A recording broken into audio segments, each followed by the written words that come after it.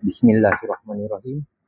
Inna hamdanillah wassalatu wassalamu ala rasulillah. Allahumma salli ala Muhammad wa ala ali Muhammad. Assalamualaikum warahmatullahi wabarakatuh. Okay, I sambil tunggu flight, I'm coming back to Singapore insyaAllah. So, I ada orang, biasalah ada orang banyak DM semua. Salah satu yang menarik perhatian is about this video. Okay, mari sama-sama kita tengok video ni, then after that I akan beri dia punya feedback insyaAllah. Hati-hati. Inilah 9 kesalahan wanita dalam melakukan salat. Yang pertama, memperbaiki sejadah dengan menggunakan kaki. Kedua, rambut diikat, sanggul tinggi seperti unta.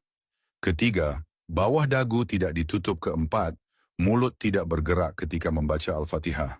Kelima, dahi terhalang dengan mukenah saat sujud. Keenam, memejamkan mata saat salat.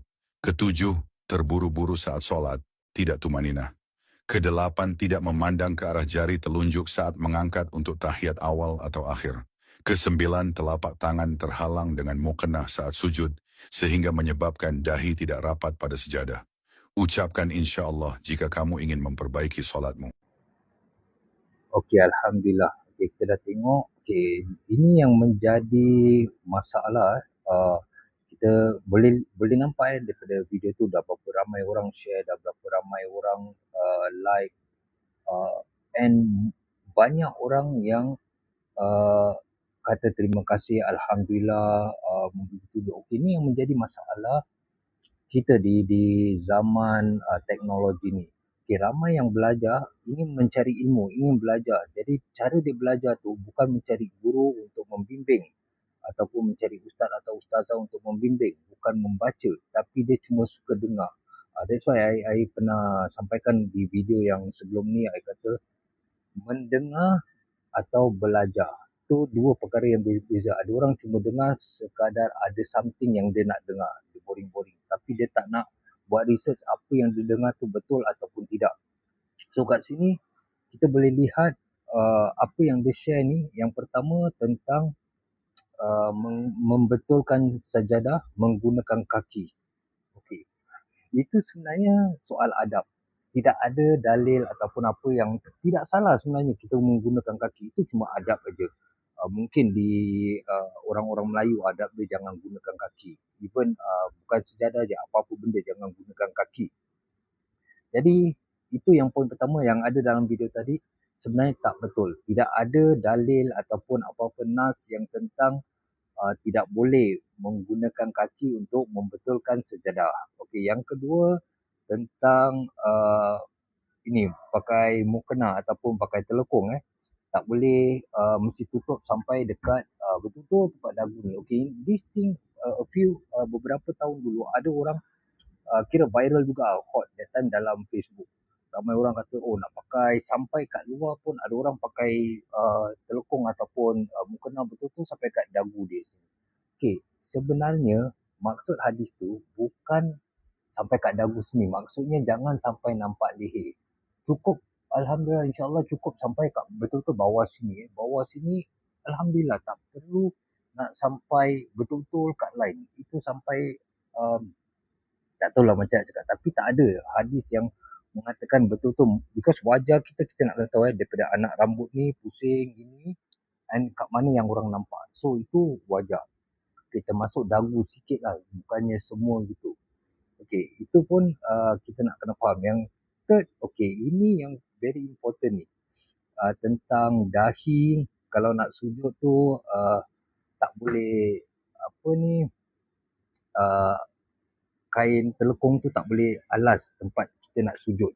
Okey, ini I pernah jelaskan di dalam video sebelum-sebelum ni berapa bulan lalu. Judul dia tentang jangan sujud seperti unta, something like that. Ada part 1, part 2. So part 2 ada I jelaskan tentang ni. Tapi anyway, I just cut it short and I explain kat sini. Okay, kita nak kena faham bahawa apabila kita sujud, batal solat kalau ada kain yang berlapik tempat yang kita nak sujud. Okay. Sebelum I beri jawapan, I nak kita sama-sama fikir. First, macam mana kalau kita, kalau tak boleh beralas, pertama sekali sejadah function dia apa? Alas. So kalau kita nak katakan kita mesti sujud, letak kat bumi, kenapa kita perlukan alas sejadah? Kenapa kita tak nak terus sujud kat tanah, kat bumi? Kenapa mesti alas sejadah? Itu pun dah beralas. Yang kedua, what about kita punya lutut yang kita ada kain juga, bergerak juga. Ada ustaz-ustaz kata kain yang boleh bergerak tu tak boleh buat alas kalau yang tak bergerak. Tapi kalau lutut, kita rukuk, kita diri, kita sujud pun bergerak juga. Kenapa? Ini pun beralas. Dan orang yang pakai socks, pakai stokin, orang yang solat dengan sepatu, like me sometimes I kalau solat kat luar pun pakai sepatu, pakai kasut. What if orang yang pakai glove?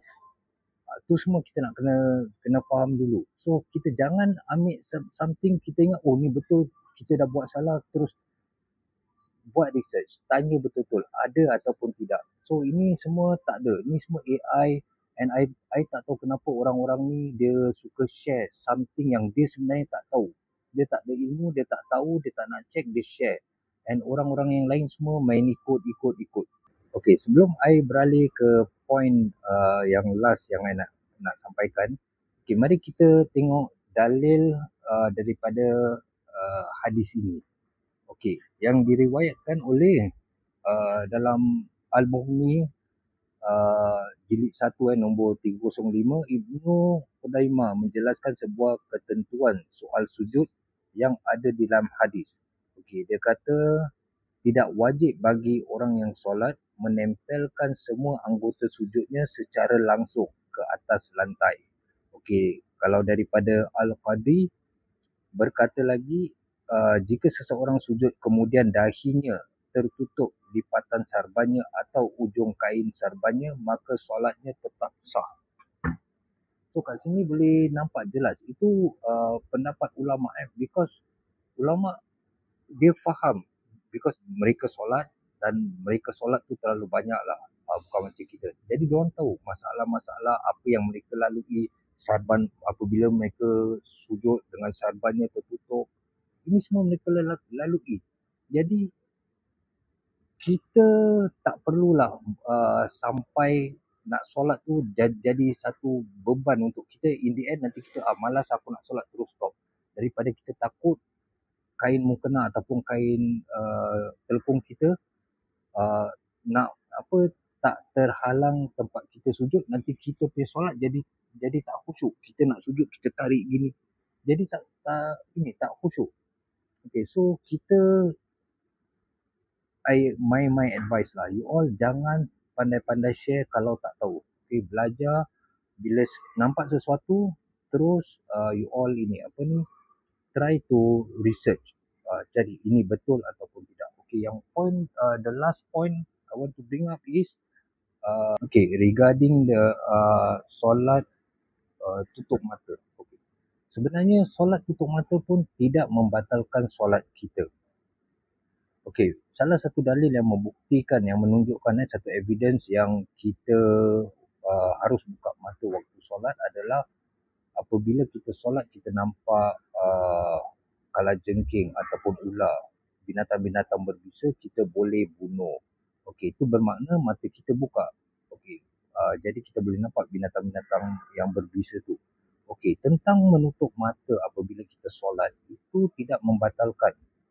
Itu dibolehkan, tapi bukan macam selalu tutup mata. Maksudnya gini, bila kita solat dalam rumah dan ada budak-budak kecil, anak kita ke, anak saudara kita ke, apa-apa, tengah main-main, tengah ejek-ejek. Jadi kita tak nak distraction, kita tak nak gangguan. Okay, jadi kita boleh tutup mata dan mengerjakan solat, dan insyaAllah solat kita tidak batal. Okay, so again, sebelum you all share, sebelum you all terima anything, cakap terima kasih, Alhamdulillah, fahamkan dulu ini betul ataupun tidak. Jangan terus share and you all ingat nak dapatkan pahala, in the end you all dapat dosa jariah kerana you all share benda-benda yang bukan-bukan. Wallahualam. Assalamualaikum warahmatullahi wabarakatuh.